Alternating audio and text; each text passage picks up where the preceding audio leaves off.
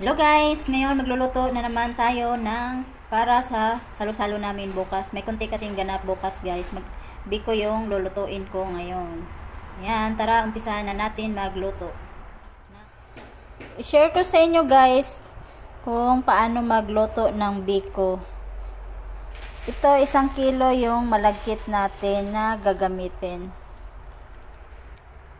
Ayan na guys, so hugasan ko yung ating malagkit.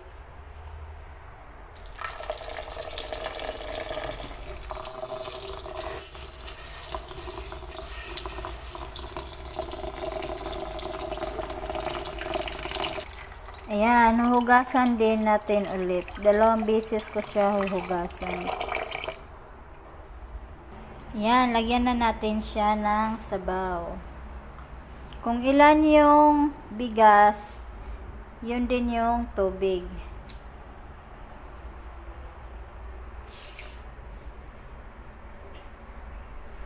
Ayan na, tapos ko na siya nalagyan ng tubig. Ngayon salang ko na sa kalan natin. Ayan na guys, nakasalang na yung ating malagkit. Antayin na lang natin siyang maluto. Ngayon naman, gagawin ko yung para sa latik. Yan, dito naman tayo sa latik natin. Kung paano unang gagawin. Ito pala, 2 niyog yung ating gagamitin. Gagamit tayo ng cup para sa pag-estimate sa ating sa tubig dito sa gata na ilalagay natin. Ayan, 3 cup pala yung nagamit nating tubig. Ito yung sinukatan ko sa rice cooker. Ngayon, haluin na natin siya. Ganito lang yung ating gagawin. Patayin mo, hindi ako makapindot. Patayin mo. Ayan guys, tapos ko na siya na, ano ba yung tawag? Tapos ko na siyang napigaan. Ngayon, ilalagay naman natin sa ating kawali. Ayan, sasalain lang din natin kasi may mga tira-tira pa kasi yan guys.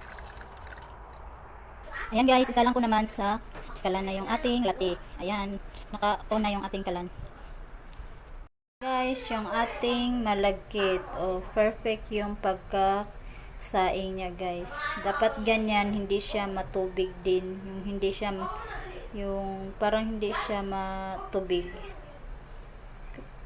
Kailangan ganyan siya. Ayan na guys, kumukulo na yung ating latik. Kailangan lang siyang halo-haluin.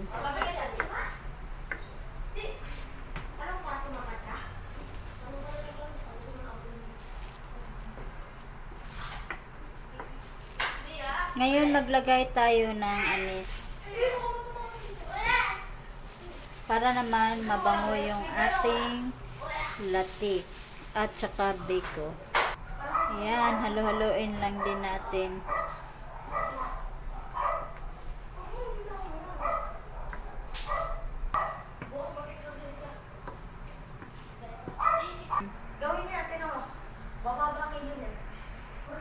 Ayan, pag ganito na yung ating niyog, lumiit na siya.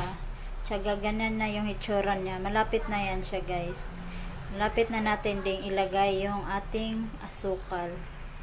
Yan, para na siyang magmamantika guys. Pag ganyan na, malapit na siya. Ito pala na sukal yung gagamitin ko guys. Ayan, 1 kilo yung ilalagay natin. Hindi naman to siya totaling matamis talaga. Ayan, nilagay ko na guys. Hintayin lang nating matunaw yung asukal. Ayan. Halo-haloin lang natin guys. Medyo ano talaga tong biko. Medyo matrabaho lang din talaga siya. Pero pag nagawa mo naman, masarap naman siya. Kasi ito yung mga best kakanin, lalo na sa mga Bisaya. Yan sa amin. Ito yung hindi talaga to nawawala pag may mga okasyon. Ayan na guys, yung yung malagkit pala, ilalagay na natin dito sa latik natin. Dandahanin natin paghalo dito.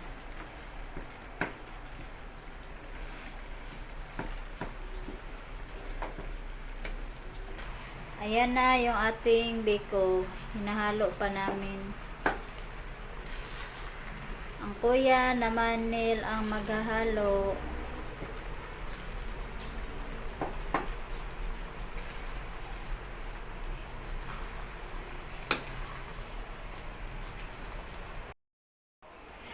Ayan na guys, yung ating biko. Ayan. Nilagay ko lang din sa baonan. Kasi wala tayong bilaoy.